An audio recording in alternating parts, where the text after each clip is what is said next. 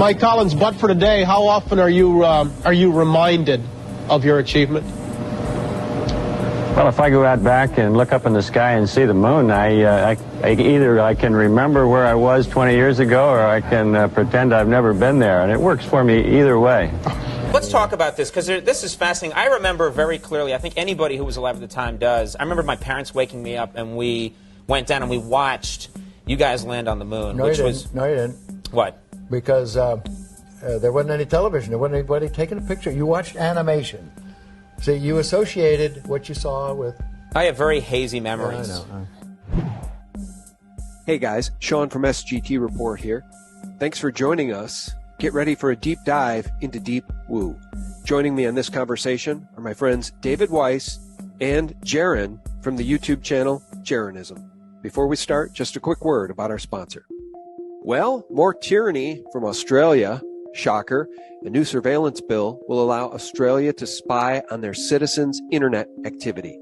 You can't make this stuff up. This bill gives the Australian government the right, they say, to disrupt private citizens' computers, hack their online accounts, and modify or delete data. Say hello to Big Brother. Government overreach, like what I just described, and corporate tracking are at the top of reasons why VPNs are becoming more popular, and I would say necessary. When it comes to VPNs, Virtual Shield is what I use. Here's why. First, Virtual Shield is a no-log VPN. That means Virtual Shield does not store your search history on their servers. Second, it's the fastest and easiest to use VPN ever. And third, they have a 30-day free trial. If you want to stay anonymous online, you're going to love Virtual Shield. Just in time for Black Friday, you can try Virtual Shield for 30 days free plus 50% off for life. It's very simple. You have nothing to lose and your privacy to keep. I will leave the link below so you can try it today. Hey friends, thanks so much for tuning in. It's fantastic to have you back. Are you ready for some woo? Some of you aren't. That's fine with me. If you're not into the woo, you can just stop watching now. No offense taken. I love you guys all the same. I'm very excited to have back on the line my longtime friend David Weiss. David, how are you, sir? I'm doing well, Sean. Thanks for having me back. And I just want to say, I remember the first time I was on with you, I think it was with Marty Leeds, and you took a lot of flack. This is maybe my fourth time on, and I think you're going to get less and less and less. Have you been noticing that? Yeah, I think so. People know that they've been lied to about everything. So Is it possible they've been lied to about the heliocentric model, about what NASA claims to have done in 1968 to 1971, where they took a dune buggy to the moon because it was so easy to get there, but we've never gone back? I think people know that there are a lot of lies, and maybe this is one of them. I'm very eager to welcome to the show for the first time Jaron from Jeranism over on YouTube. Somehow the man still has a YouTube channel. Good on you, Jaron. Welcome. Yeah, knock on wood, right? Probably won't be too long, but happy to be here, Sean. Thanks so much, and big fan of the show and all the stuff that you've done. And yeah, I think we can go one step further too with the, is it possible that they're lying about space? We know they're lying about everything, so I have to ask the question: why in the world would we assume that they're telling us the truth about the one place that we can't go? We'll never be able to verify Mars. We'll never be able to verify that there's a rover there, or that Jupiter's as big as they say, or anything. So it's even worse than just, could this be another lie? To me, it's the most obvious of all of them. If they lie about what's right in front of your face and what we can go and touch and verify right now, why wouldn't they lie about something we'll never be able to verify? Yeah, and we know they lied about this past election. I want to do just a news roundup here in a second. How do I loathe Joe Biden? Let me count the ways. But let me just say, after our last interview, David, I did see a comment, and I want to address this right now because I didn't know the answer. I don't think the mirror is there, but somebody said, okay, if we never went to the moon, who put the mirror there that they can shine a laser up? So in short, the way they claim they found the distance to the moon is they shot a laser at the moon before there was a reflector there. Then there was only just one division of NASA or whatever that had this. They send, how many trillion photons do they send? They send like 100 trillion photons. And then like four quadrillion. 4 quadrillion photons. And then they get one back and the machine goes bing. And they're like, yep. And then a number shows up. I mean, I could fake that with, my first computer they ever got. But is the claim that NASA astronauts put a reflector there back in 1970 or something? What's the claim? So the claim is that they put a reflector there and somehow they fire a laser beam at it and then they can, time it and they figure out how far the moon is within centimeters. It's all just mumbo jumbo nonsense. And I can share my screen. Actually, you might be able to see it if I just go like this. But if you look at the history of the lunar laser ranging experiment, in 1962, MIT was supposedly bouncing laser pulses back off the moon.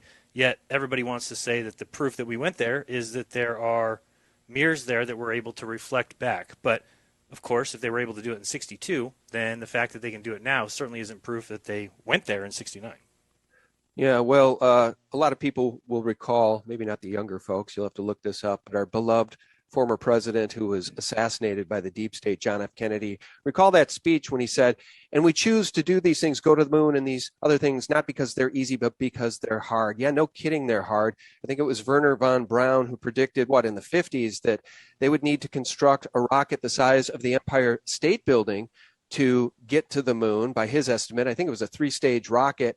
What did they end up building? Something far, far, far smaller in the Apollo program.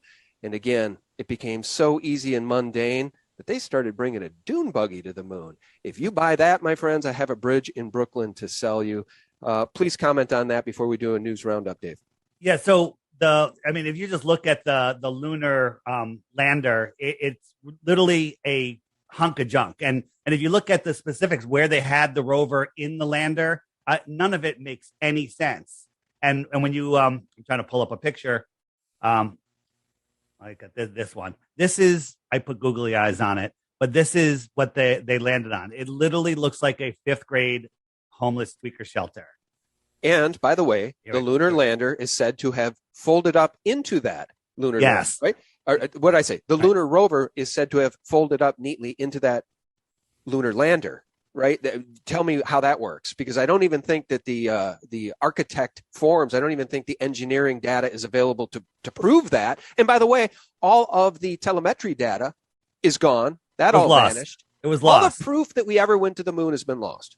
Right. And some people did an analysis on the lander. It's a frame of an old Jeep from like the Korean War.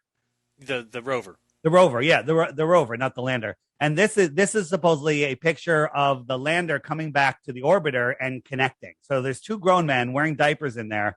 That this thing is coming together. This is what they're showing us. They got a model.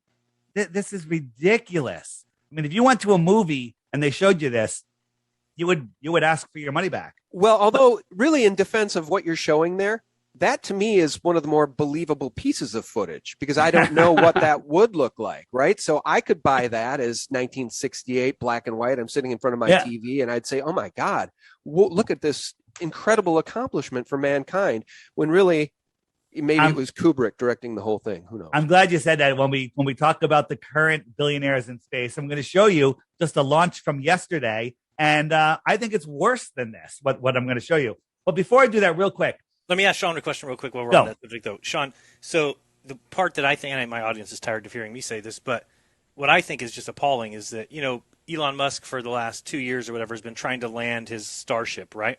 So it's the tin can that goes up about 5 miles. Then he tries to come back, and it would blow up a few times, and I think it hit the ground once and then blew up 5 minutes later. And just recently he's been able to land it. And they talk about this guy like he's the savior of the world, right? He's a genius. But they fail to mention the fact that there's nobody in that craft, right? It just goes up and comes down. There's no people in it. And yet 60 years ago, we not just sent people 5 miles in the air inside that craft, but sent them 238,000 miles away. They landed on a foreign body. They got out. They walked around. They, like we said, drove a little golf cart. They played golf. They did all these tests and ran around and bounced around and fell down. And yet then they got back into the same craft that landed on the moon and took off from that craft. Came back and they told everybody, make sure you watch live on TV. It's just a joke. It's a joke that we have been confused to think. And then they just rehashed the story, and now we're supposed to be impressed that Elon Musk can land his craft again. But yet we landed it 238,000 miles away. Sean, I'm showing you this is free falling back to Earth. This is Elon Musk's test flight of that craft that Jaron was just talking about. And they got, this is not uncut footage. This is it from the ground, and then they show it high up in the air. But this thing is like 40,000 pounds, free falling. Look how high it is all of a sudden. It's free falling, and it's going to land upright. And you know what? Let's go through this. Just another 20 seconds or so. All of a sudden, the engines come on. The camera edits, gets underneath it, an impossible shot. 2 of the 3 engines will go out. Now, look at the smoke. Use your common sense. How fast is this thing moving? This is 40,000 pounds free falling. And then watch the CGI smoke. Very important. Remember the CGI smoke, because we're going to see that when we look at William Shatner's fake space jump, and it lands. You can't watch that and think it's real, because if you do, there's really no helping. Yeah, and I wanted to ask you about Captain Kirk in his space launch. I believe that was aboard Jeff Bezos' penile-shaped rocket, was it not? Yeah, before we go there, we just got to look at one quick thing. I would just for your audience that might be hearing this for the first time, take a couple of seconds. This is what the heliocentrist ball globe Earth believes, that we're spinning at 1,000 miles an hour, which means the sun is setting because you're falling over backwards faster than the speed of sound, right? That's not the bad part. We're orbiting at 66,000 miles an hour, and we're chasing the sun at 500,000 miles an hour. And I've said that a lot, but people don't really understand what that means. So let me share my screen here. Where'd it go? Share screen with sound, and I'm going to show you. This is called the hypersonic sled, and just take a look at this. Here we go. Can you see that? Yes.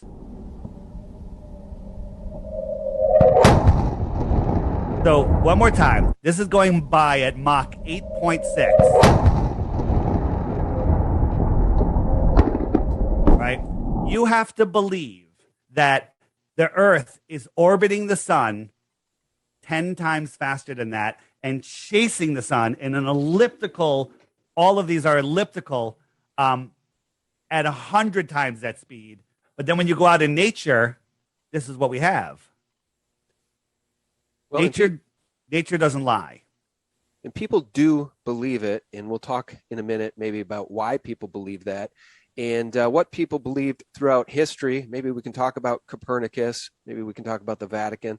Maybe we can talk about the invention of the heliocentric model, when that happened, because a lot of people say this is what humankind has always known to be true, okay, what you just described. But first, just because they do lie to us about everything, I wanted to do a little news roundup here. Again, how do I loathe Joseph Biden? Let me count the ways. Get this, guys. Not only is this guy considering a vaccine mandate for domestic air travel, he's saying he won't rule that out. More than half of Border Patrol agents may be fired for being unvaxxed. Think about that. We've got people streaming through the borders, okay? No defense of our southern border at all. These people are not vaccinated, and they're being put on military aircraft, and they're being dispersed all over our country. Meanwhile, we're told we're not going to be able to fly domestically if we don't take the experimental death shot. And half of the Border Patrol agents are going to be fired because they won't take it either. We live in a mad, mad, mad world. But here's a little karma. Gavin Newsom, who took the mix and match booster from Moderna, has now vanished for 12 days. And by multiple accounts, he's very, very sick. He might have Bell's palsy or worse. To me, guys, one word for that: karma.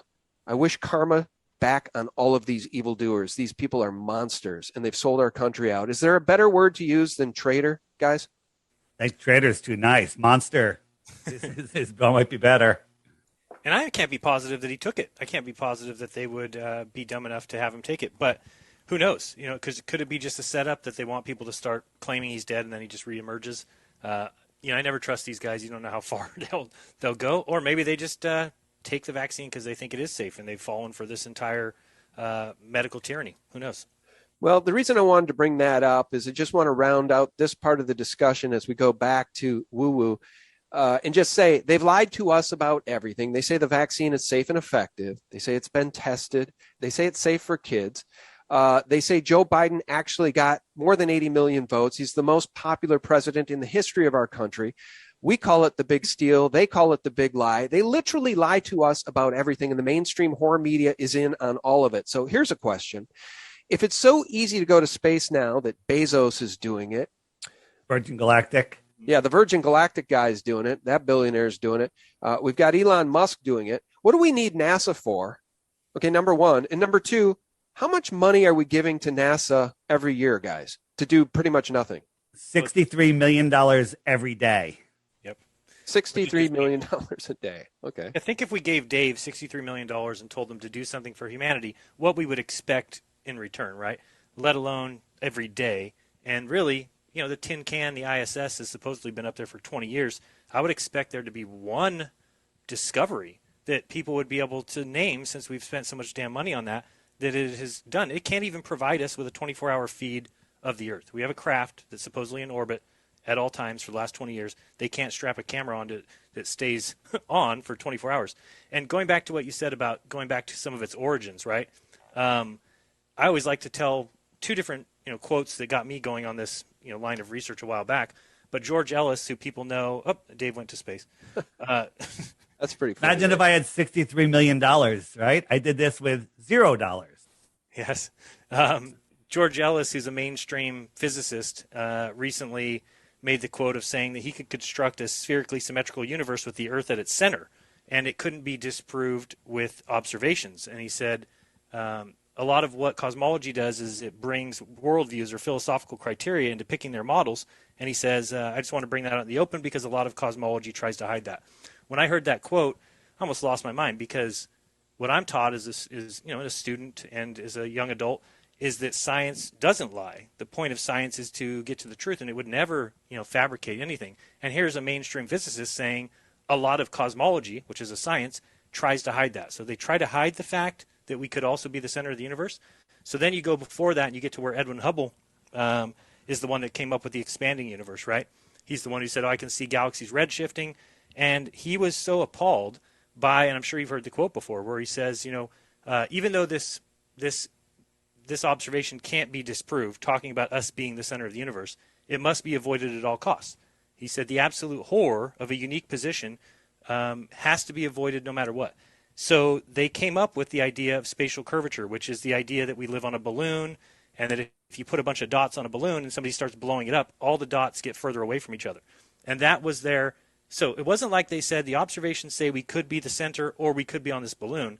They said the observations show that we are the center, but we don't like that idea, so let's find anything else that works. When somebody said, what about spatial curvature and this expanding universe, they adopted that, and all of science, everything that people, not all of science, all of astronomy, if you will, has all been built off of a faulty premise, a incorrect foundation, that we are not the center, that no matter where you were at, whatever planet, whatever sun, it would look the same as here. It's insane that people can see that quote and not realize that we've been had. Well, here's what I think is interesting, and I just want to share this with people. I've said it every single time David's been on, and it's this. I'm now a globe, as we're told, skeptic. You don't have to use the term flat Earth, all right? Now, that term was just used by somebody who I admire, one of the best athletes out there, Aaron Rodgers, as he was explaining to McAfee on McAfee's podcast and show about why he didn't want to take the experimental vax. And he was very educated. He outlined everything, including the fact that Big Pharma is immune from lawsuits, all sorts of incredible information he knows, stuff I know, stuff you guys know, but the general public, most folks don't know the things he was sharing. But he said, look, I'm not a flat earther. I'm just very educated, and I'm not an anti-vaxxer. I'm not a flat earther. I'm not an anti-vaxxer, but here's why I didn't take it. And I thought that was very interesting, that this flat earth term still gets used as a pejorative when all we're doing in this conversation is suggesting that their fixed 24,901 mile math is their math. It's not David's math. It's not Jaron's math. It's not Sean's math. It's their math, and they're tied to it. And now our generally available consumer electronic devices like, the P900 or whatever, can see further than their math ought to allow us to see. Do I have that right, David? 100%. On the ball, the size that they tell us, a 6-foot-tall person standing at the edge of calm water should see a physical horizon no farther than 3 miles away, according to their math. So at 3 miles, you shouldn't be able to see the surface of the water anymore. But with your naked eye, you can see the surface of the water. With a P900, you could zoom in and see things way, way, way beyond. So, when Bill Nye has brainwashed everybody that when a boat goes over a ball, it disappears from the bottom up, He's 100% right. Unfortunately, we don't live in Narnia on a ball. We live on a flat plane, observable, testable, measurable flat plane. Hills, valleys, but water, large bodies of water at rest, lay flat. And either the Earth is thousands of times bigger than they tell us, or it's flat and, it's an extended plane. What's out there? Great question. Jaron, you mentioned Edward Hubble. Why don't they just turn the Hubble Space Telescope around and show us a picture of our beautiful globe Earth? Right, or shine it at the moon and show us the rovers and the landers. They say it wasn't built for that, so it's very easy for them. It only can see far. Or they could take the tinfoil off so we could see what type of beans are in there, because it looks like a can of beans and a soda can wrapped in tinfoil. This is an actual picture of the Hubble telescope. And you know what's coming soon, Sean, is the James Webb Space Telescope, right? They're going to launch that, I think, in December, they say. And tell me if you think you would get fired from your job, or a normal person would. The original launch date for that telescope was 2007, and the original budget was $500 million. Today we are in 2021, almost going to be 2022, so they're only, 15 years late, and the budget has gone only from $500 million to $11.5 billion. So, I mean, NASA will be celebrated. You watch, mark my words, come December or whatever it is, I don't know, 15th or something. Whenever they launch this thing, you'll see it on every news, because they've got the best PR department in the world, really. They can just do anything and put out this AP, and every news station picks it up. It'll be all over the mainstream news, and they'll talk about how great of an achievement this is. There'll be no cameras on it. I've already looked into it. There's no camera on it. So there'll be no way to see this thing unfurl in space or know that it's up there. It'll, again, just be taking their word for it. And they're just about $10.5 billion over budget and 15 years behind. But they'll be celebrated like this is something we should stand and applaud. It's embarrassing. Well, they do this time and time again, and I just have one example here, but there's countless examples of past presidents bragging about how we can't wait to go to Mars. We're going to do it in the next 5 years, 10 years. This is from January 9th, 2004. Bush to announce manned mission to Mars, a bold plan to construct a manned base on the moon as a precursor to astronauts visiting Mars is expected to be announced by U.S. President George W. Bush next week. I'll skip down. Government officials have confirmed a new space initiative will be launched, and the media has reported details of the plan contained in official documents. According to these documents, the moon base would be constructed within the next 15 years. Okay, 2004, guys, that would be 2019, with missions to Mars or nearby asteroids beginning in the 2020s. They string us along year after year after year after year, and they fooled generations. That's an entire generation since 2004 that's been born and are now nearly adults who have swallowed this crap.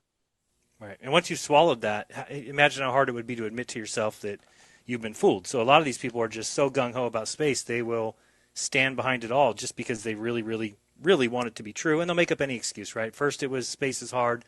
Now it's space is expensive, which is kind of the whole point of this Jeff Bezos and Elon Musk and the other guy, Richard Branson thing, which is they have to make it seem like now space is incredibly, incredibly expensive so that only the ultra elite can actually even think about it.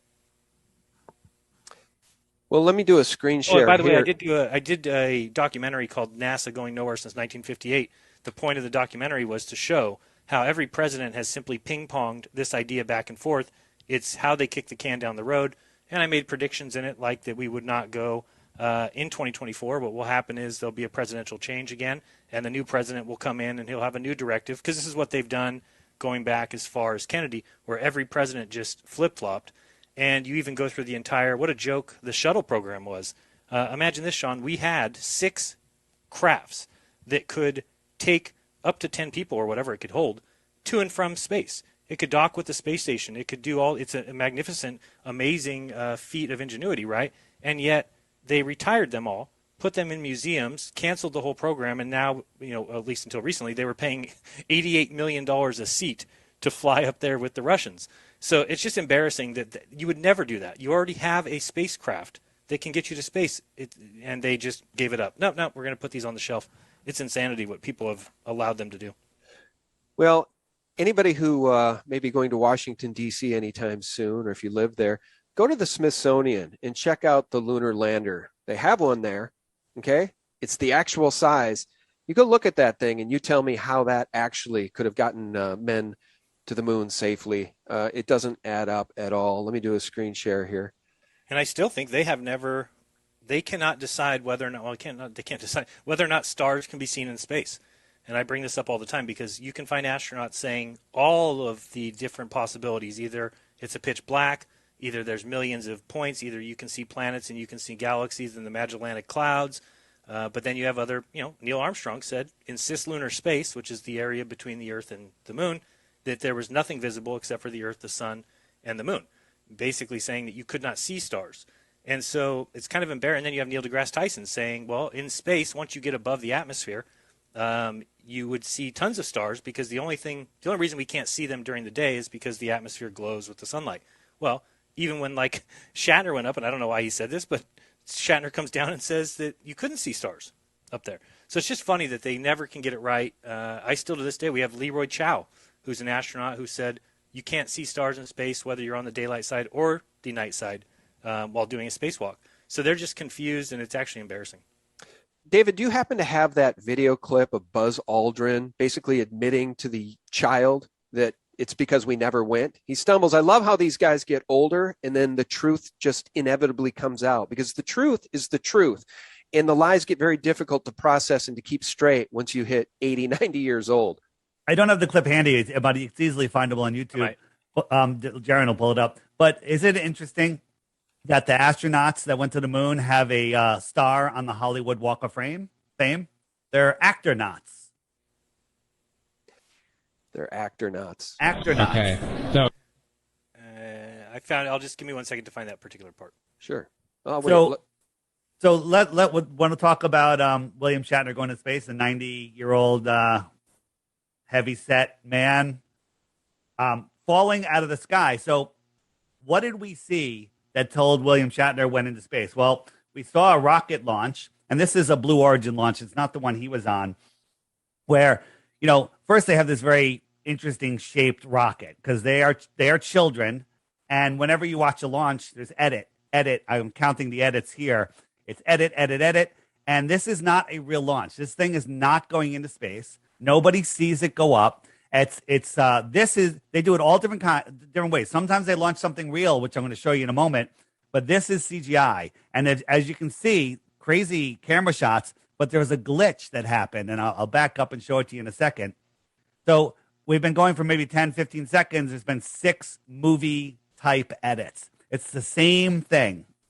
So watch the CGI glitch. On the top of the rocket, something goes wrong right there. I'll zoom in one more time. Right here, watch the rocket. And there was a time a while ago we were looking at photos of NASA's launch, and we found these big projectors. Like, what are these lights? And I think it was you, Jaron, that looked up that we saw a name tag, and we looked it up, and it was a holographic projection company. Why does NASA have holographic projection equipment on their lawn? Well, this rocket here that I'm showing, I call it the 2-pack rocket because it's not there. It's not a real rocket, and something went wrong. And the way you can tell if it's real or not is there's no smoke trail, because you know that thick smoke trail? That's when they're launching something. Usually it's a balloon, a helium-based rocket, but the top of the rocket disappeared, right? I'll zoom in and let you see it a little better. This is an error in their when they were doing this, and quickly it was taken down, but us flat earthers, we downloaded it before they got rid of it. Jaron, if you have that clip, go ahead and play it. I just want to ask you guys this. My wife and I went down to Merritt Island, Florida, to look at a house, actually, just a couple months ago. And Merritt Island is where I think there's a NASA launch location, and maybe that's also where SpaceX is. But literally, as we drove up to take a look at this house, we heard rumbling, very kind of frightening to us. We had no idea what it was. And the real estate agent came out, and it was at that point we heard kind of a sonic boom, and she said, oh, that's SpaceX. That's one of the rockets they just launched. So I heard it. I know they're actually launching something. They're not all helium balloons. What do you suppose that was, David? So there's many ways to make a sonic boom. They could just be flying an aircraft over and like, all right, hit the speed of sound at this time, and we'll say it's the rocket. But when you watch these things launch, I showed you before that one that was coming back down, that's SpaceX. I mean, if they're faking one rocket launch, they're faking the others. This is the space shuttle. Think about this.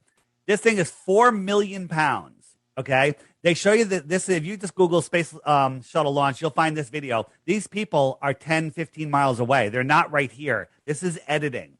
But if you think what a tornado does to a metal fence, a tornado, 300-mile-an-hour winds, that's a strong tornado, will tie metal in knots. It'll splinter trees and telephone poles, right? This thing has superheated fuel coming out enough to lift 4 million pounds, and nothing happens to this fence, okay? Nothing. The rocket actually goes up and then comes down a little bit. You don't do that with 4 million pounds. That tank, which is, I forget, it's a couple of tons or tons empty. Maybe it's 20 tons empty. It's falling back to Earth, and it's gonna burn up. Here it is. So this is the part. Just think about this. This is being filmed, and I want you to watch right over here. You're going to see a handkerchief blow by, which is going to give you an idea of how fast this thing's going. But this is being filmed by the guys that are on the shuttle that are on their way to orbit. So they're going up 17 to 25,000 miles an hour. There it goes. You see it? 17 to 25,000 miles an hour. And somehow they're filming this thing free falling back to Earth. Any working mind will say that's impossible. This is a balloon. Okay. Now there's PVC pipe going along the side of this thing. Okay. This is not a aerodynamic vehicle in any way. And if you look, see another piece of paper went by. This is just a balloon. I'm not sure if it's being filmed from underneath or above, but this is the SR-71 at Mach, 2,300 miles an hour is the fastest it can go because it gets too hot. But that hunk of junk with PVC connections and everything is going like Mach 25. It's insanity what people believe. But here's the thing, Sean, as you know, belief is easy, right? I could say, safe yeah, to believe.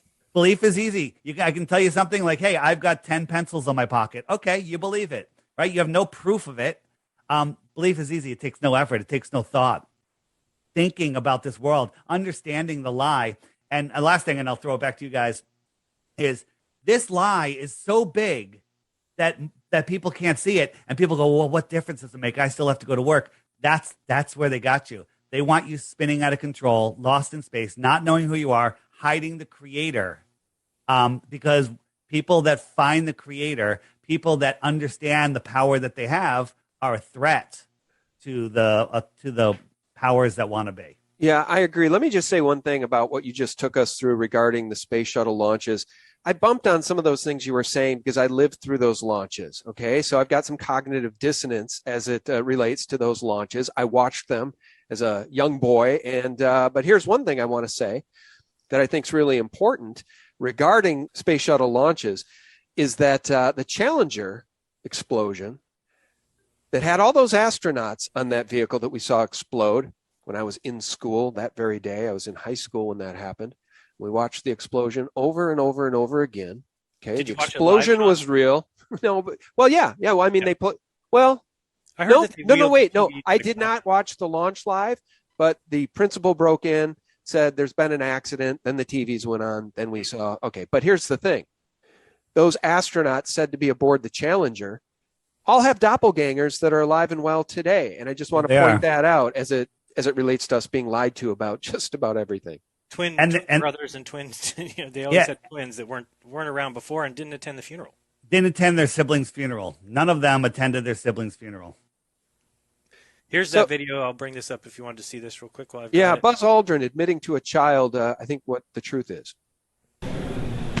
Why has nobody been to the moon in such a long time? That's not an 8-year-old's question. That's my question. I want to know, but I think I know. Because we didn't go there, and that's the way it happened. And if it didn't happen, it's nice to know why it didn't happen, so in the future, if we want to keep doing something, we need to know why something stopped in the past that we wanted to keep it going. Yeah. So we basically never went in the first place. Basically, that's what he's saying. And he recently on Conan O'Brien was Conan said, I saw you on the moon. He goes, no, you didn't. No, you didn't. He goes, He goes, we didn't have television cameras up there. You were watching animation. He said that on Conan just like within the last couple of months. Let's talk about this, because this is fascinating. I remember very clearly, I think anybody who was alive at the time does, I remember my parents waking me up and we went down and we watched you guys land on the moon. No, you didn't. What? Because there wasn't any television. There wasn't anybody taking a picture. You watched animation. See, you associated what you saw with... I have very hazy memories. Yeah, I know. Yeah, and then you've got Michael Collins. I have this interview with him, and I think Bryant Gumbel asks him, how do you feel when you look up at the moon now, knowing where you were 20 years ago? And he says, well, when I look up at the moon, I can pretend that I've been there, or I can pretend I haven't been there, and it works for me either way, which is the biggest joke ever. Why would anybody who's been somewhere say that they can think about it as if they haven't been there and it works for them? Because I don't know about you, but if you told me, Jaron, have you ever been to Hawaii? And I say, yeah, and when I think back about it, I can pretend I've never been there and it works for me. Well, it really doesn't work for me because I have been there. So how could you say that you could just pretend you weren't there and it works for either way? And then they all giggle. If I have a chance, I'll bring that up for you too as well. Yeah, please do. And Jaron, let me ask you this. Again, I had a little bit of cognitive dissonance as it relates to the space shuttle launches and the balloon thesis that David just took us through. And some of this stuff to me is, we get in the weeds here, and I like to stay with the quantifiables. Let me give you an example.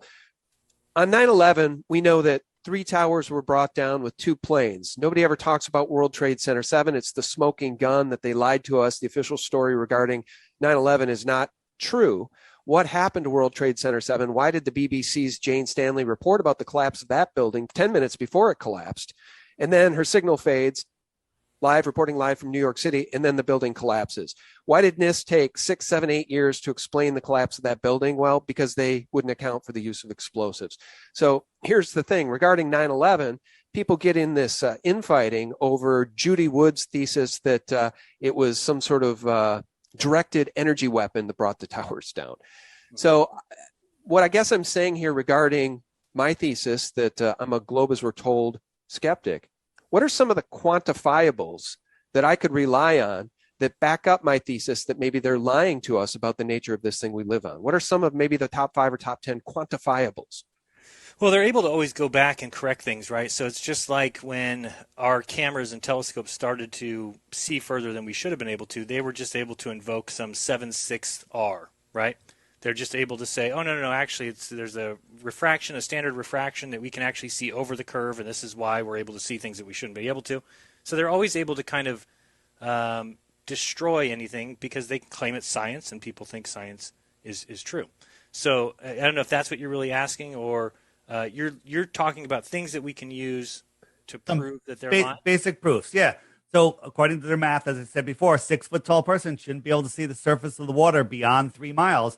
But the truth is, we can see way beyond that. So people say, well, boats disappearing. Well, you don't see a boat here. And now that I'm zooming in, I'm increasing the angular size, and now you can see the boat. So I'll zoom all the way in on this boat, and now I'm going to zoom out, which is the same as the boat going away, and the boat will disappear from the bottom up due to what I call the wave front edge, due to angular size, where the bottom has a lower angular size than the top. And now it's gone. Now someone will say, well, that's over the curve. No, it's not. I just zoomed in on it. If it was over a physical horizon, no amount of zooming would bring it back in. So here is, good. Real quick, here I'm zooming in and I'm increasing the angular size, and I could see this, we'll just call it a boat, the little thing we have on the table. And when I zoom out, it disappears due to the reflection, its angular size. Now, if I stand up, I can now see beyond it because I've increased my angle of view.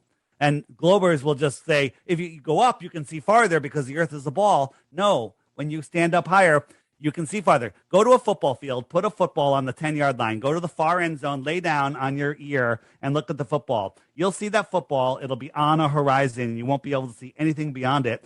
You might not even be able to see the bottom third of the football because of the grass in the foreground will be blocking it. Then stand up. And now you can see all of the land into the end zone and all the way down, to the end of the stadium. So it disappears bottom up. If you look at this, whatever that is, Matchbox or whatever. Yep, it's a Matchbox. There it is with the bottom disappearing first. So all these things that they've told us are fabrications. I mean, I don't know about you, Sean, but I used to hear that the water goes down this separate directions in the north and south because of the ball Earth, and then you grow up and you figure out, no, that's a lie. And I don't know if you've ever seen, Sean, have you seen videos of the water and or images, and there's a boat that's floating? It happens every once in a while, and they'll make a big deal about it, and they'll say, oh, look at this crazy thing this person caught. This boat is floating above the water. And they'll call it a mirage there.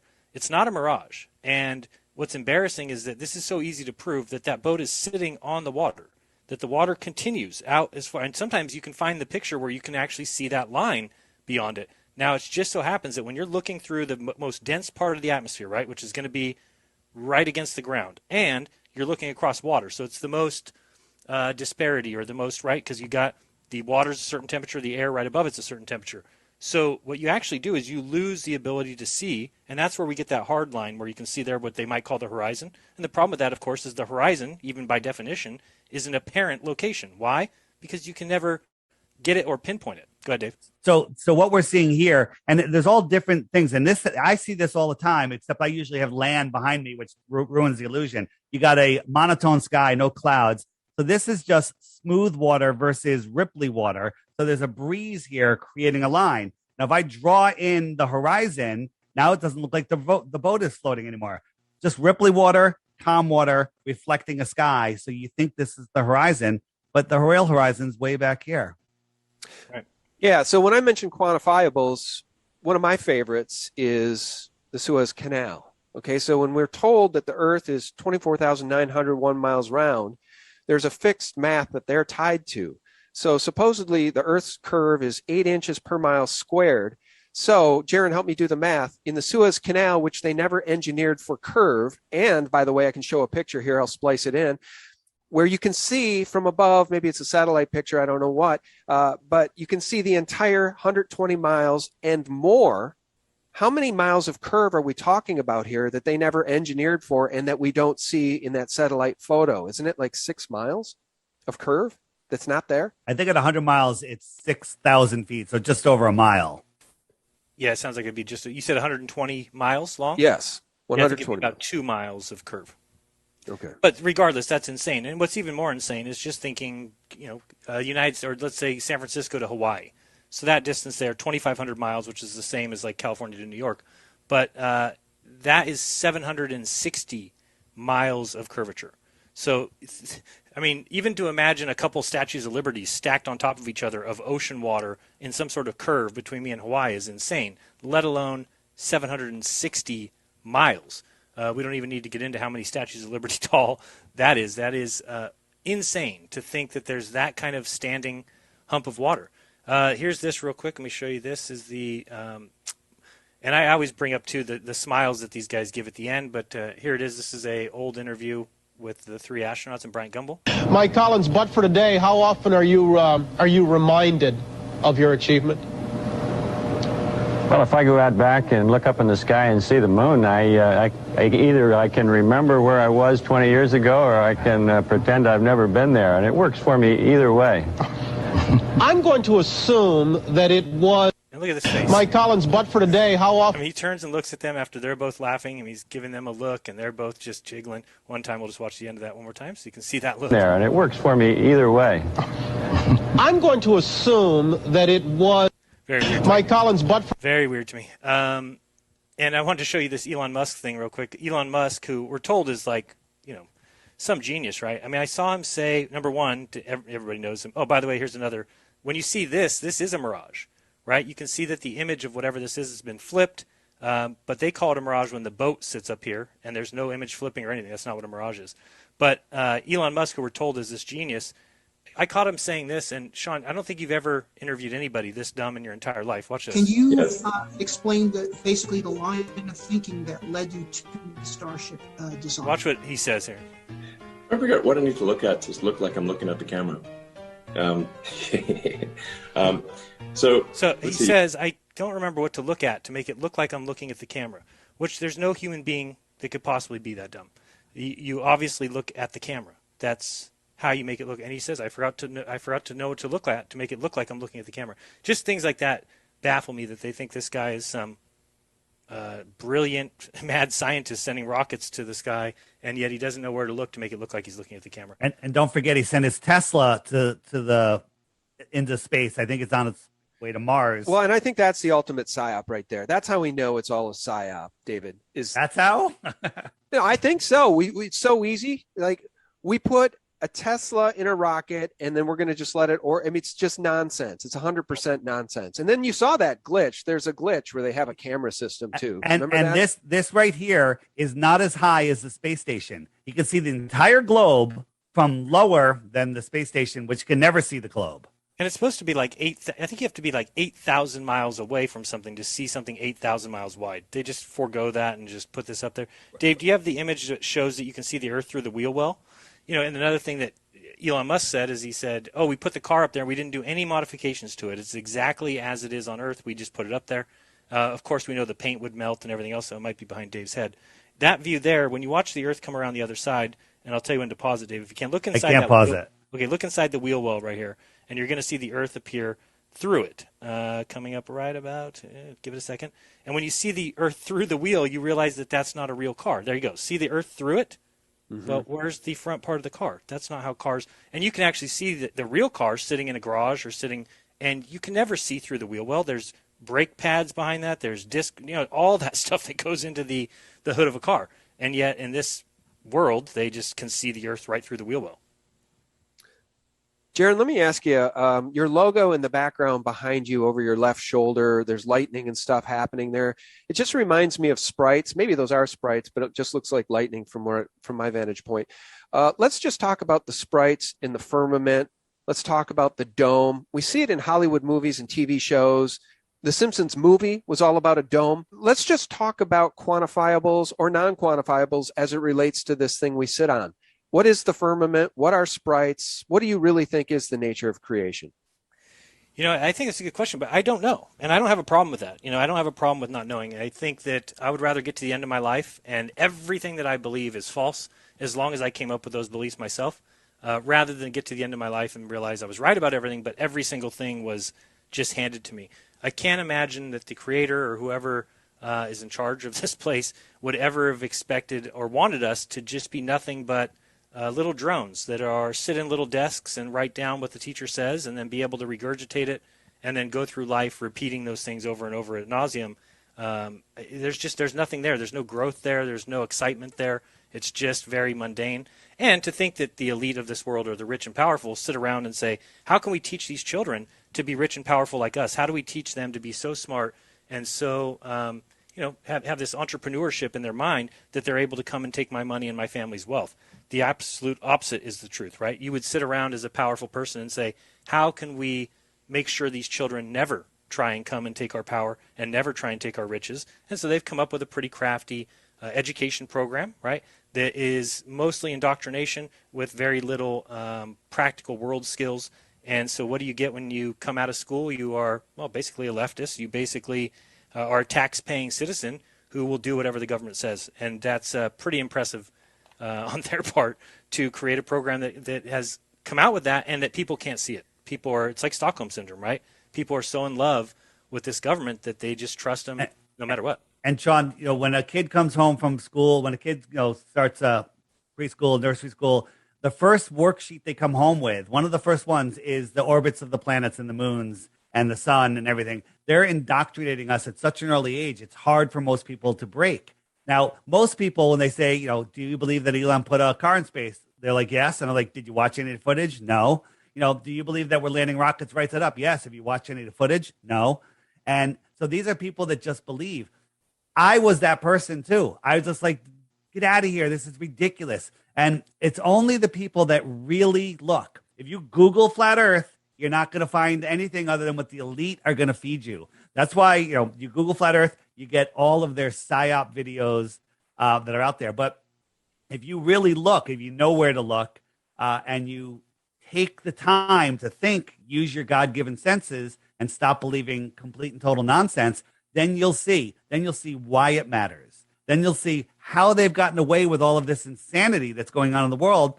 And the way they got away with it all ties down to you not knowing who you are, where you are, what this place is, how powerful you are, and believing that somebody has control over you. The only control governments have over you or anybody is in your imagination. Yeah, and if people don't believe what we're saying too, go to YouTube and search first flat Earth proofs, and then look at what they serve you the first 20 or 30 videos. You get Professor Dave, which is just a snarky actor, right, gaslighting us. It's just horrible stuff. And then change your search term. Then go flat Earth horizon proof. Then go flat Earth best proofs of flat Earth, or whatever you want. Keep changing the search term, and you'll notice that you get the exact same videos every single time. And so I just had a friend reach out to me the other day and says, "Hey, I've been trying to look into this flat Earth stuff, but how come when I search, YouTube, all I can find is all the debunking stuff?" And it's like, well, that's it right there. That's what they've done, and they've basically shadow banned all of us. We no longer can reach anybody that's not subscribed. So, my subscription number, Dave's subscription number, pretty much stays the same all the time. All right, so I Googled flat Earth. Let me just read this from Wikipedia, and then let's just talk about Copernicus. You tell me if I have any of this right. But according to Wikipedia, the flat Earth model is an archaic conception of Earth's shape as a plane or disk. Many ancient cultures subscribed to a flat Earth cosmography, including Greece, until the classical period, 323 before Christ, 323 years before Christ. I guess after that time, they just knew instinctively that the Earth was a spinning globe. But what do you think the oldest globe is, Sean? Based on that, what would you think? Because remember, they knew it was a globe. They knew it was a sphere. I would start mapping things on a sphere. What do you think the oldest globe that they have in existence is? Well, I can't even venture a guess, but my understanding is that the heliocentric model was concocted by Copernicus in the 16th century? On the back of a request by the Vatican? Do I have any of that right? And didn't Copernicus disavow his own thesis of the heliocentric model right before he died? Do I have any of that right? Well, he supposedly released it on his deathbed, but yeah, in the prologue or the preface, it says, let no man think this is meant to be a reality, a physical reality. It's not. It's meant to be a mathematical, explanation. So you have that part right, but no, the oldest globe that they have is 1492. So there's no physical globe that's ever been constructed before 1492, but we're supposed to believe that 1700 years before that, they knew the Earth was a sphere. So I guess they just sat around, didn't ever think of sailing the ocean, going west from, say, Spain or something. Why wouldn't they do that for 1700 years if they knew the Earth was a ball? Right, okay. Well, no, and here's the thing about it. I just bring all that up because again, we've been lied to about everything. I mentioned Wernher von Braun earlier in the interview about what he said it would take to go to the moon, how big the rockets would need to be, and what is on his tombstone, his grave marker? Psalm 19:1. What is Psalm 19:1? The heavens declare the glory of God, the skies proclaim the work of his hands, day after day they pour forth speech. Night and day they display knowledge. There is no speech or language where their voice is not heard. The skies proclaim the work of God.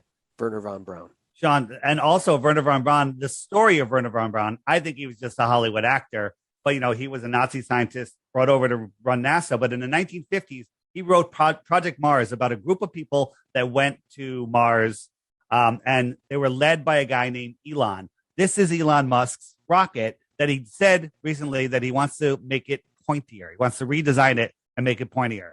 So this is them foretelling, just like Arthur C. Clarke and his satellites, and then all of a sudden there's satellites. All of this stuff, they tell us in advance, and then somebody just recently said that science fiction writers lead the way for real science.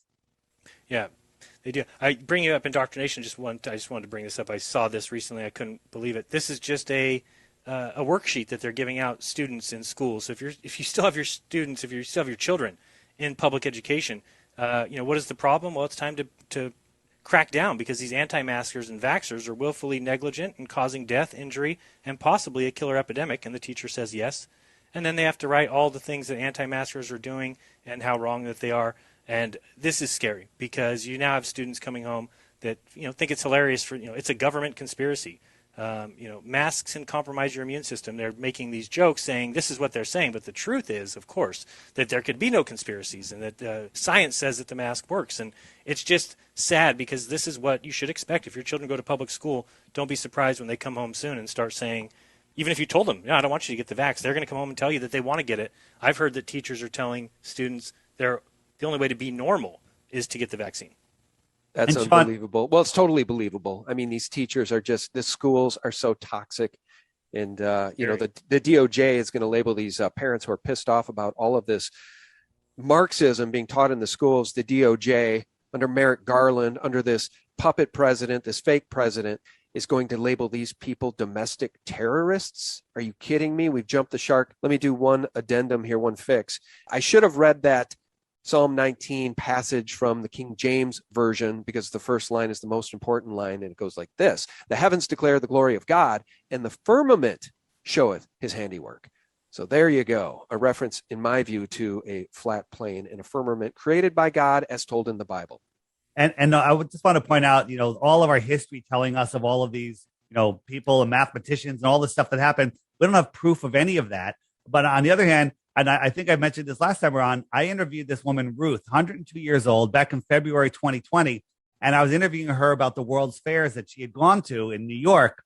And she had such a great memory. I asked her what they taught her in elementary school about the Earth. And she said, they taught me the Earth was flat. Here in America, in public schools in the 1920s, they were still teaching flat Earth. There's encyclopedias from 1959 that talk about a firmament.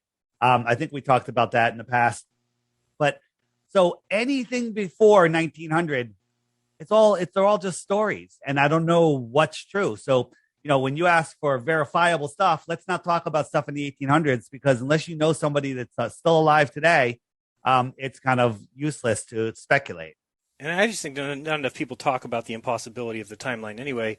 For me, you can just go back 23 generations, which, 30 years of generation would put us at about 1300-ish.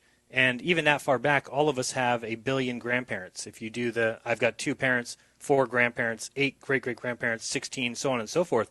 All of us have a billion grandparents, yet the world population was around 200 million. So I don't think humanity's been here, no way, 1,000 years, far less than that. So our entire history is fabricated. The dating and the time periods are fabricated. Everything about it is fabricated. Imagine going back in time, creating a date, like if we decided today, let's call George Washington's birthday the 0. We're going to start, that's going to be 0 every year after that. Imagine the insanity that would go on beyond that to try and change everything that's ever been written about the dates before that to BC, the dates after that changing it. That's what they tell us they did. That they just, and we can't even find books that talk about what year it actually was, because every book that we have has been rewritten. So every book that we have has been rewritten with the new dating system, and that's insanity. To think that at some point they said, let's go call Jesus' birth 0. Everything before that we'll call BC. It's complete fabrication, but they tell it at such a young age, and the lie is persistent that people can't see through the facade. John, do we want to talk about the billionaires in space a little bit? I got a couple of things to show. Yeah, let's talk about billionaires in space, and then we can kind of wrap this thing up. I mean, we had no agenda here other than just to talk woo, and I really appreciate you guys being with me here. And I would say this, again, how do we know? Jaron, you just said you don't believe human beings have been on the planet for more than 1,000 years. I find that very difficult to believe, but who knows? The point is they've lied to us. I think there's a whole hidden history to this world. There's a lot of evidence to the hidden history of this world that they've lied to us about absolutely everything. The timelines don't make sense. The technology doesn't make sense. To prove it to yourself, Sean, but you take whatever you think the growth percentage of humanity is, the growth rate, right? So at the end of 1 year, how much does humanity grow? If we have 1,000 people on the earth, at the end of 1 year, what is our new population? They say it's about 1.2%, which means that at the end of the first year, it would be 1,012, and then at the end of the second year, it would be 1,024, and you just keep multiplying it by 1.2%. I think it's probably more realistically around 2%, meaning 1,000 goes to 1,020.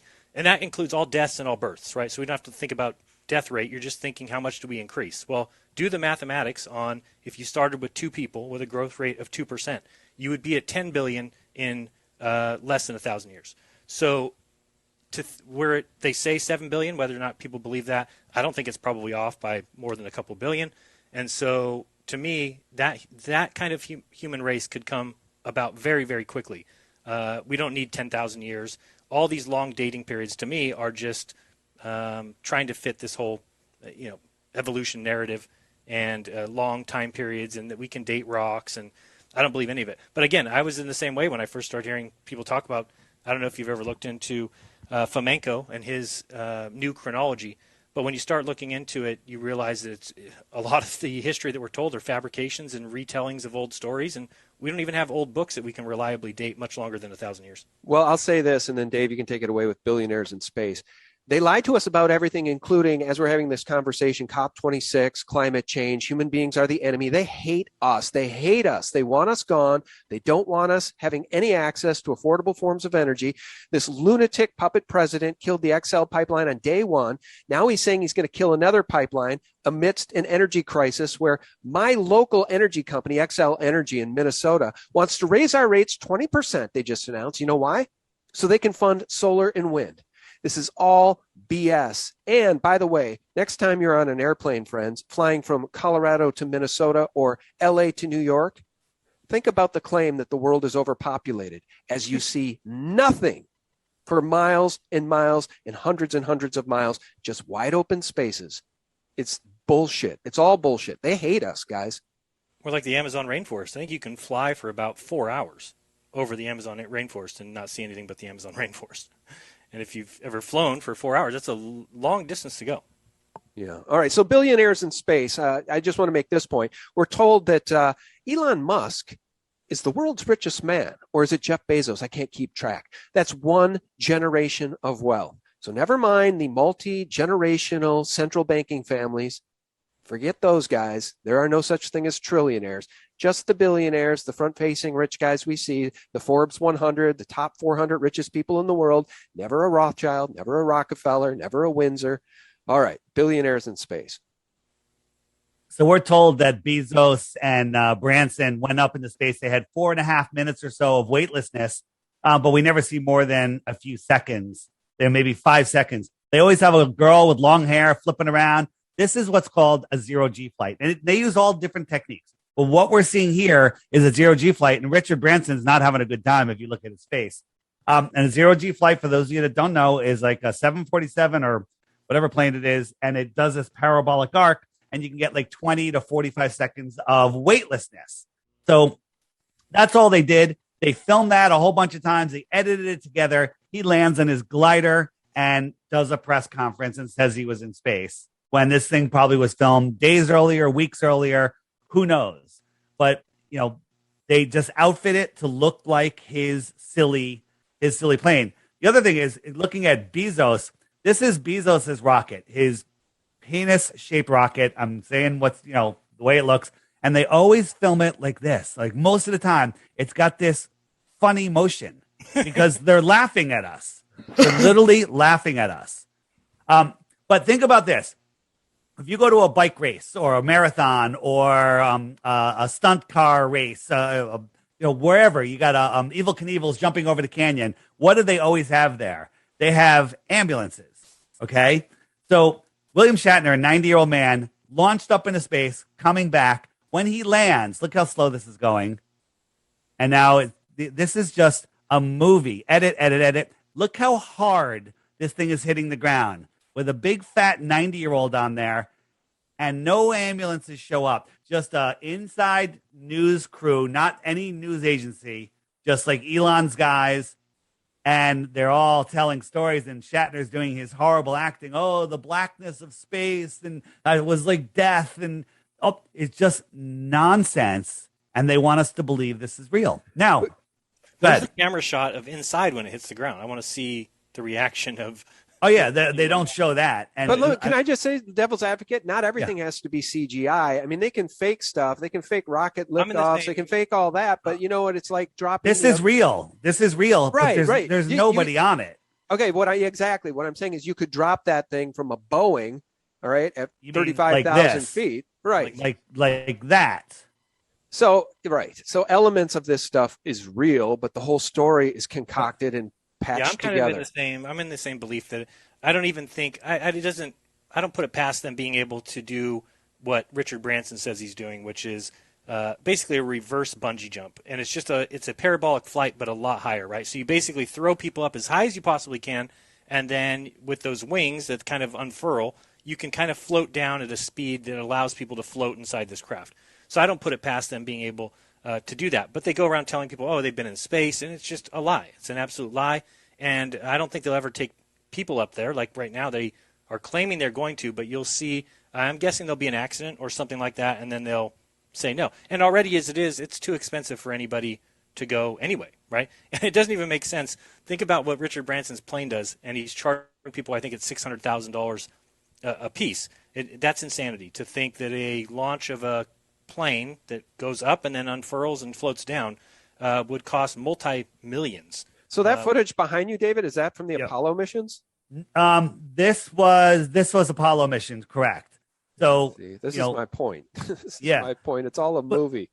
But also this wasn't the Apollo mission. This was a training, a test. I get it. A test. But if you watch, we'll let this play through again. When we go to those red and white parachutes, that is Apollo. And if you think about this thing weighs super heavy. It's falling, and the parachutes are opening. And if you ever watched like a parachute open, these guys are moving fast. The parachutes are whipping in the wind.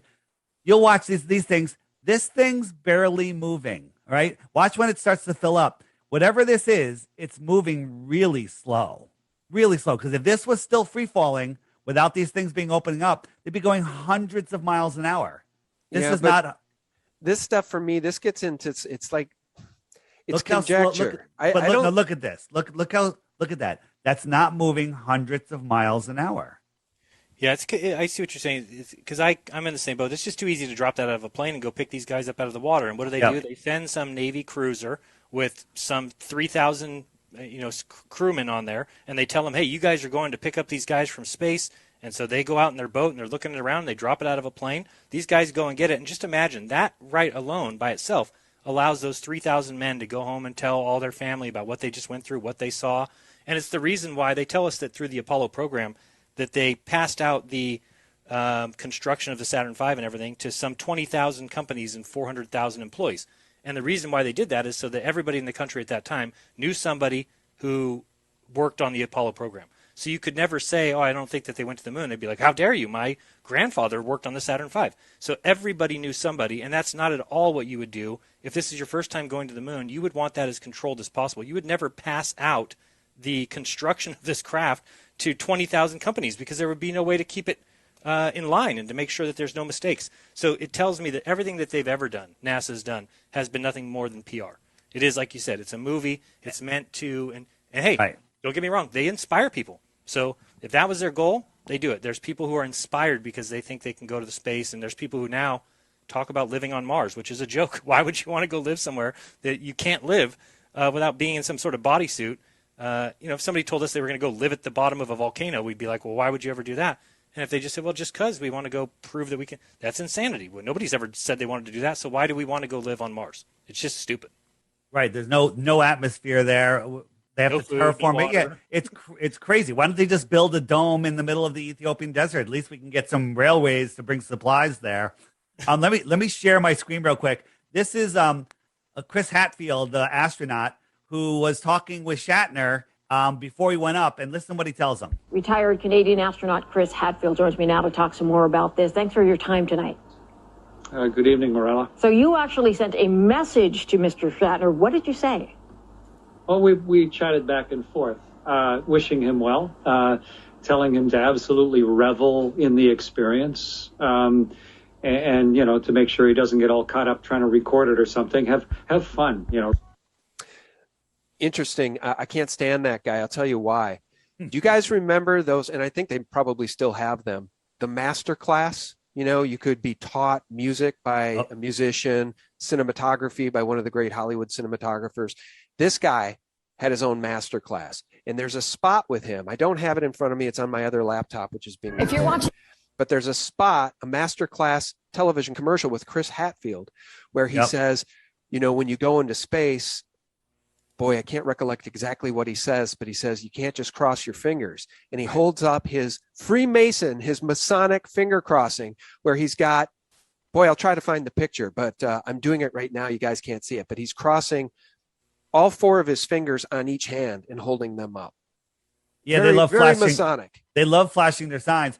Here's Chris Hadfield playing guitar and singing a song for everybody. And the other guy is in another room. This is green screened, and he misplaces where Chris is and sticks the microphone right into his neck. Okay, it was inside of his neck. There's no denying it. This happens all the time, and they just don't care because people that don't believe what we're talking about will refuse to look. And people that they don't care about us that already can see. They just don't want other people to see. And they do a good job of confusing everybody with, of course, we were all taught from a very young age, right, that flat Earth was the dumbest belief that there could be, which is still pretty ridiculous. I can think of many more dumb beliefs, but that's one that they taught us all was, a sign of a stupid person is the flat Earth. So that's why you hear Aaron Rodgers and these guys throw that in. It's because that is the go-to saying for crazy. But what they do is they convince everybody. It's like one of the biggest debate tactics that, or fallacies is this whole idea of a straw man, right? And that's all that they do is build straw men. We actually go and attack their actual beliefs. So when Dave tells you it's crazy that we're spinning 1,000 miles per hour and traveling 66,000 miles per hour, that's what they actually believe. And when we say how stupid is it that they think we can see trillions of miles just because we put some glass inside of a tube, now all of a sudden we can see back in time. That we're not building a straw man. We're making fun of your actual belief. When they talk about flat Earth, it's always the straw man. They'll show a picture of the moon with some flat line in front of it and say, flat earthers believe this about the eclipse. Nope, not one person does. Or flat earthers think that the Earth is rising at 9.8 meters per second. No, we don't. Not one flat earther thinks that. Hear what flat earthers think, and they'll show the picture of the flat Earth with the sun and all the planets. Nope, no flat earther thinks that. So everything that they do is a straw man. They build a straw man of what we believe, what they say we believe. And this is why people say, well, time zones could never work on a flat Earth.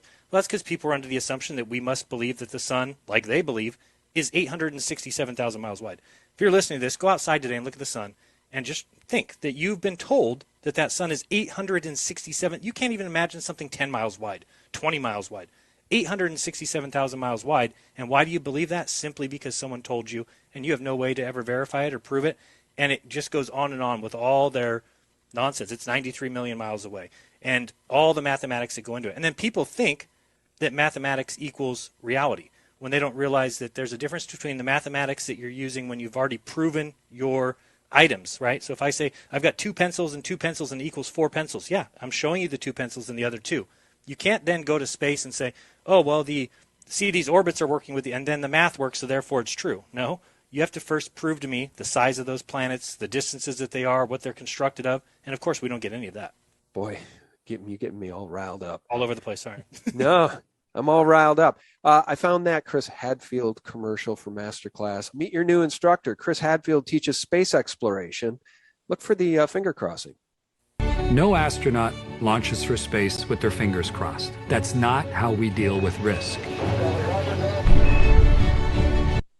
So there you go. He's just being funny. That's not how we deal with risk. We don't cross our fingers like Freemasons. we rely on science. Let me quickly go do a screen share here, just to compare what yesterday's launch. This is yesterday's launch. This is what they show us, right? Something filming that ridiculous space station, and then this is the shuttle, the vehicle coming in. I mean, this is all they show us, Sean. This could be done by a 10-year-old. And then they just go back and forth. You got these silly announcers. You got all these people standing here. They never show you anything that's real. Let me just jump here for a second. This is interesting. I think this is the one. Oh yeah. So this is them filming it coming down. So we were taught first views of Crew Dragon. Look at that tail. Look at that tail. That's the 3,500 degrees. Yes. Look for the hot thing, right? It is the hottest thing in the sky right now. That is such a. It's literally lighting up the sky. SpaceX, come check. Beautiful, beautiful. I could do this with a torch and a smoke machine and a dark closet. Jaron, flick some ashes quickly. Flick some ashes over me. And Dragon, we've and it's actually just a flashlight. And let me just jump forward to show you how I'm jumping forward. Then they switch to this screen. This is 2021. This is what they're showing us as proof of this landing. Jumping forward. This is what they're showing us. Jumping way forward. And then the parachutes. Listen to this. Right? At about 6,500 feet. Oh, Gary, look at this. This is an excellent view of the drogue parachutes. So now watch these other parachutes that don't open and listen what they say. Deploy. We'll wait for confirmation of 4 healthy mains.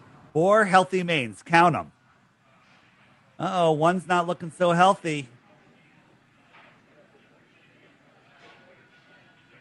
One's not opening, but the script says they're healthy. Visual 4 healthy mains, descent rate nominal. Copy, great news, 1,000 meters. 4 healthy mains. We copy 1,000.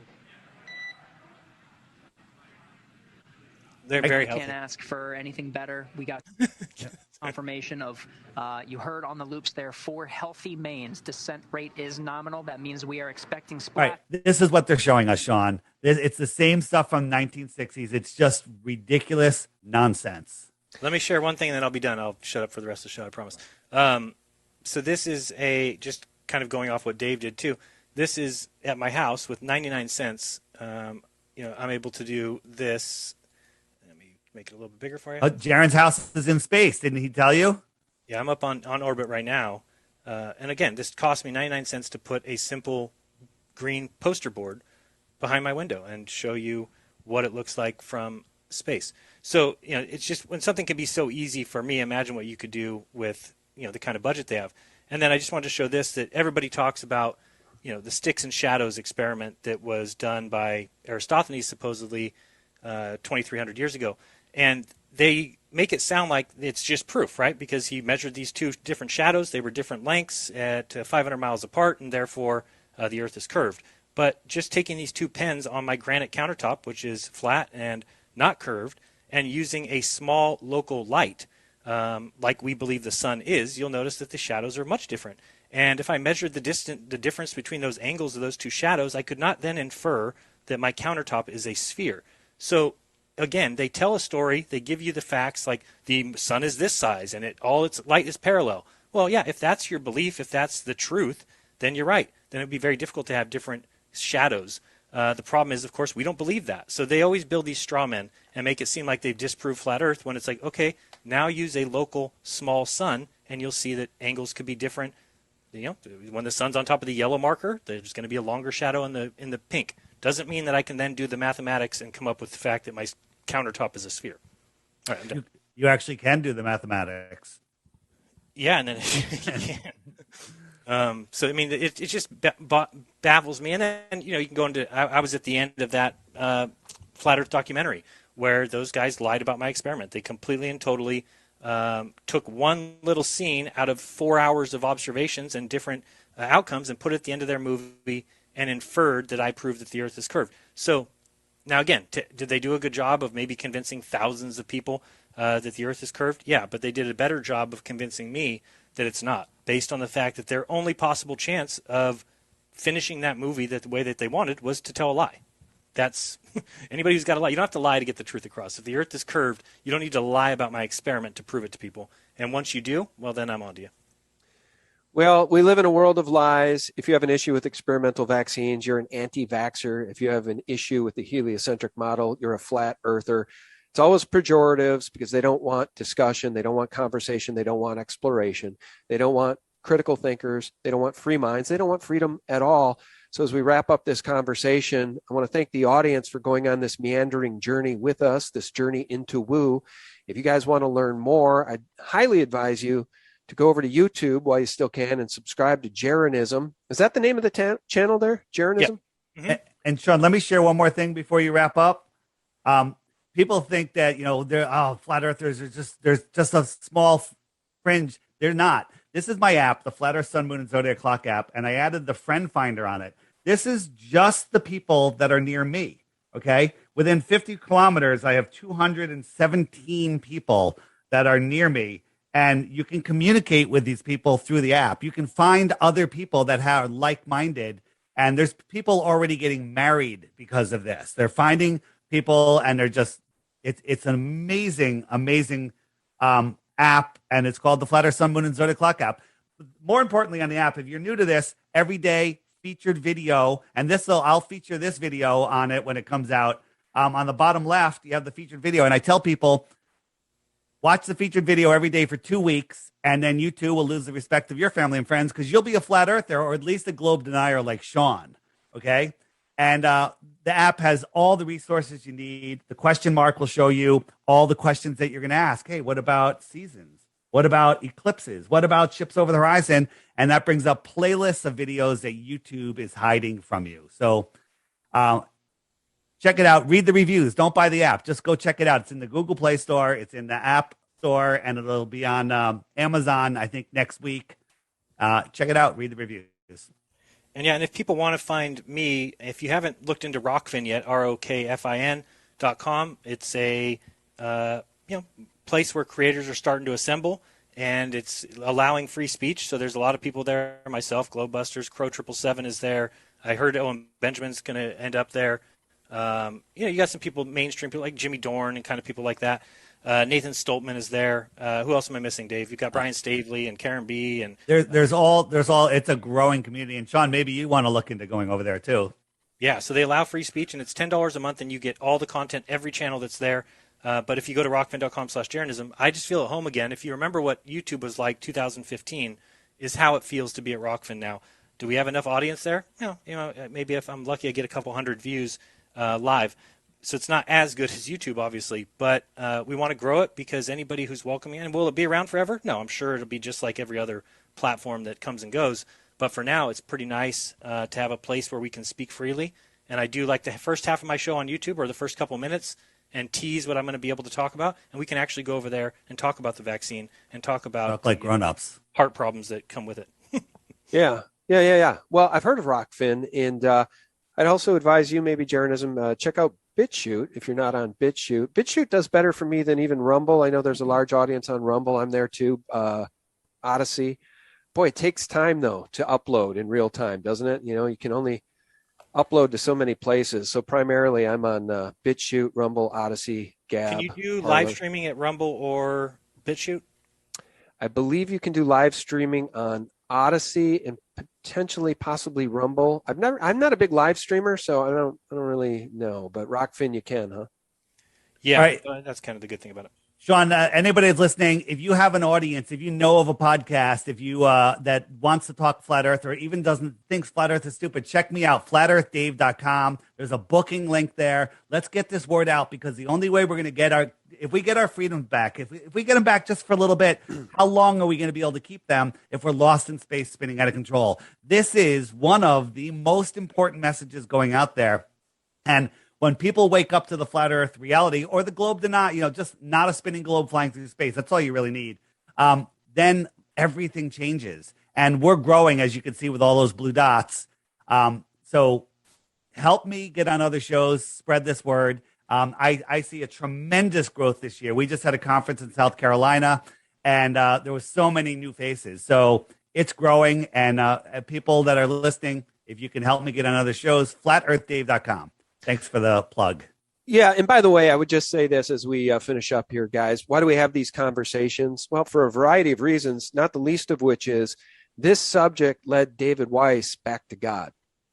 This subject may have saved your soul, David. And you know what's funny? Jaron, at the first conference I went to, he opened up his speech, said the reason they're lying is because they're hiding the creator. That literally Jaron brought me to find that truth. So it's an amazing thing. John, I get so many letters from people like, I thought flat Earth was stupid. I was anti-religion. Now I'm looking at it. Now you've brought me to the creator. People, I brought them to Jesus Christ. I brought them, I always draw the line.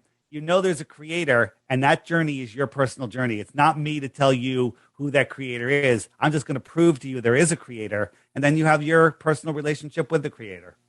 And I think flat Earth works the same, Dave. That I used to try and force it on people, and I realized real quickly that you'll never get anybody to come to realizations of truths by forcing it on them. So now what Dave does a good job of, what I try and do, is introduce it, put it out there, and if people hear about it, if they choose, I don't like this, I like spinning on a ball, I like being a speck of dust in the middle of an endless universe, and their gotcha questions are ridiculous, right? Like, what's underneath your flat Earth? It's like, well, what's underneath your universe? So they allow themselves to believe in these crazy thoughts of spinning balls of gas in space in a vacuum, which doesn't even make sense. And it's an endless universe. There is no end to it in any direction. It's just endless. But when you tell them about a flat Earth, they want to laugh and joke. And I think what they did is they took what is actually magical, which is our existence. If we were not taught anything, we would grow up, we'd look around and say, wow, this existence is magical. And you would recognize creation, and you would recognize the sun and the moon as being signs of that creation. But there's men who got here first who decided to make it very mechanical and make it very material. So they told you about spinning balls in space. And so, of course, our first thought is always, what's underneath this? What's on top of it? When the Earth may literally be all that there is. Might be everything that is in existence, exists through God and exists on this Earth. And they've made it so that now we believe in distances and the moon size and the sun size. And they tell you they know what happened 1/1000th of a billionth of a trillionth of a second after the Big Bang. And we let them tell us that. We let them tell us that we can see trillions of miles. If we look out at the horizon, like Dave was talking about at a beach, we can only see 3 miles. But if we get a little tube and put some glass in it and carve the glass up a little bit, we can now just tilt that telescope up a little bit and see trillions of miles, and we actually see back in time, which is just magical. Crazy. Amazing. Well, friends, I want to thank you all for tuning in. And first, I need to thank my guests, David Weiss, the app, Flat Earth, Sun, Moon, and Zodiac Clock app. You can get it. You should get it. Support David. And Jaron, the YouTube channel is Jeranism. He's also got a little thing called the NASA Comedy Hour. Tell us briefly about that as we say goodbye, Jaron. I have so much fun sitting around myself watching old NASA film and just laughing, especially because the stuff of the 60s and 70s is really bad. It's a really bad joke. And so I just came up with this idea that it would be fun to do a comedy hour that's almost like a comedy show. So I usually just play some old NASA footage and have a great time laughing at it. And people have enjoyed it so far. So, yeah, check that out. That usually stays on YouTube. Usually I can get away with talking about that there and just pointing out the hilarity of it. So that's it. And then remember always, let's go, Brandon. I was just going to say that. Doggone it, you beat me to it. I've been staring at that T-shirt for 90 minutes. I could talk to you guys all day, honestly. This has been really fun. I appreciate you guys. Thank you. Anytime. Thank you. Thanks, everybody. And remember, don't let them control your mind with cartoons. And let's go, Brandon. And let's go, Brandon. Friends, thank you so much for tuning in. A special thank you to our subscribe stars and our members at sgtreport.tv, where we have a server beyond the reach of Big Brother. I want to thank you all and remind you, for real news 24/7, you can visit us directly at sgtreport.com. That's the antidote to corporate propaganda and Mockingbird mainstream media horror lies. God bless you and your family. Bye-bye. Peace. The remdesivir was used years ago by Fauci in some trials for HIV. The study had to get shut down early because of the amount of kidney damage that was happening in the test participants. So it's nothing new to the community that is informed that remdesivir is nephrotoxic. And when your kidneys are damaged, you don't perfuse oxygen. So it's actually the treatment that's causing the death, not the condition itself.